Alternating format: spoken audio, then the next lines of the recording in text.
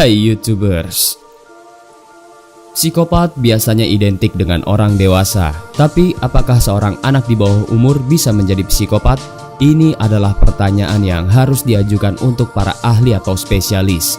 Perkembangan otak anak sangat mempengaruhi kepribadian seorang anak, dan hal ini menjelaskan bahwa hampir mustahil seorang anak menjadi psikopat. Tapi belakangan para ahli mulai mempercayai bahwa kondisi psikopat ini bisa dialami juga oleh anak berusia 5 tahun akibat dari pengaruh lingkungan, keluarga, dan pola didik. Pasalnya, ada banyak kejahatan berat yang dilakukan oleh anak-anak. Berikut daftar 5 di antaranya.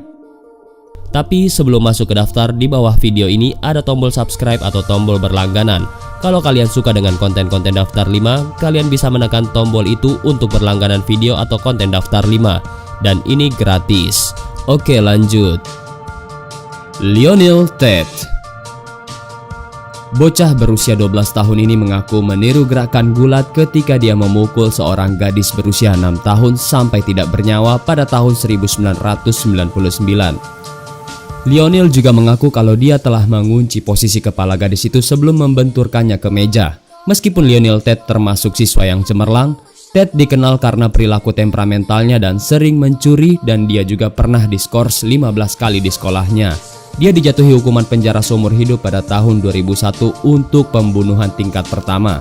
Ketika kasusnya dikaji ulang pada tahun 2004, dia dibebaskan.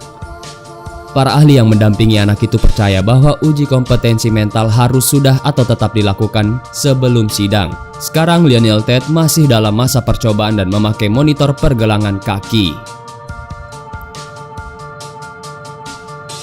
Carl Newton Mahan. Carl Newton yang kala itu berusia 6 tahun dan Cecil yang berusia 8 tahun adalah sepasang sahabat yang mengumpulkan besi bekas sekedar untuk mencari uang jajan tambahan. Dan suatu saat, Cecil sengaja mencuri besi bekas milik Carl Newton. Kemudian Carl memukul wajah Cecil dengan besi tersebut. Namun ternyata pembalasan Carl nggak cukup sampai di situ. Bocah laki-laki berusia 6 tahun itu pulang ke rumah dan mengambil 2 peluru shotgun milik ayahnya.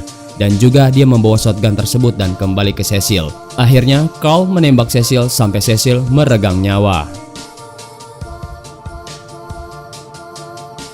Jordan Brown. Motif pembunuhan yang dilakukan oleh Jordan Brown ini diketahui lantaran kecemburuan.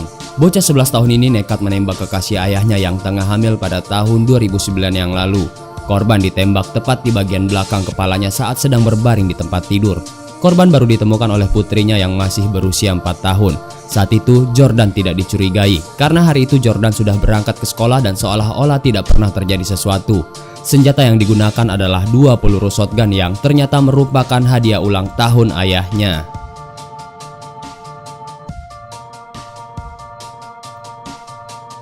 Amarjit Sada.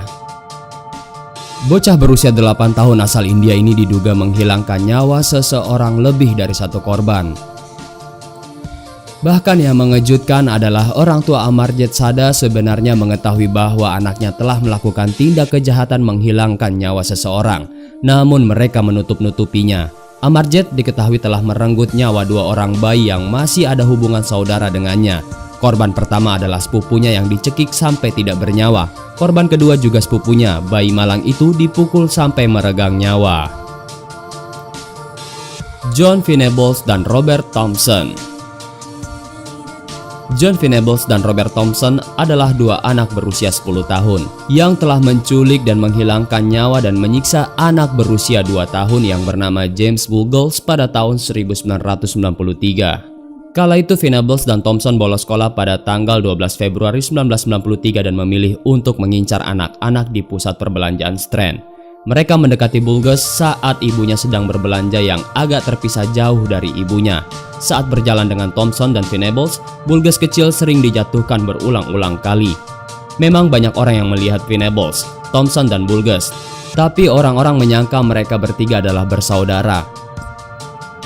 Dan usaha menghilangkan nyawa itu terjadi di rel kereta api di mana Venables dan Thompson menyiksa secara seksual dan fisik ke Buggles. Dan pada akhirnya mereka membaringkan Buggles di atas rel kereta api dan menutupi tubuh Buggles dengan batu bata sebelum kereta api datang. Dan pada tanggal 24 November 1993, Venables dan Thompson diputuskan bersalah dan dikirim ke penjara. Pada tahun 2001, keduanya dibebaskan dengan bersyarat oleh Dewan Pembebasan Anak di bawah umur. Well, miris sekali. Kejadian ini menjadi pembelajaran penting untuk orang tua agar memberikan pendidikan karakter yang baik kepada anak-anak sejak usia dini. Dan untuk list selanjutnya atau daftar selanjutnya, kalian bisa buka channel Daftar Populer. Link ada di pojok kanan atas video ini atau di kotak deskripsi di bawah.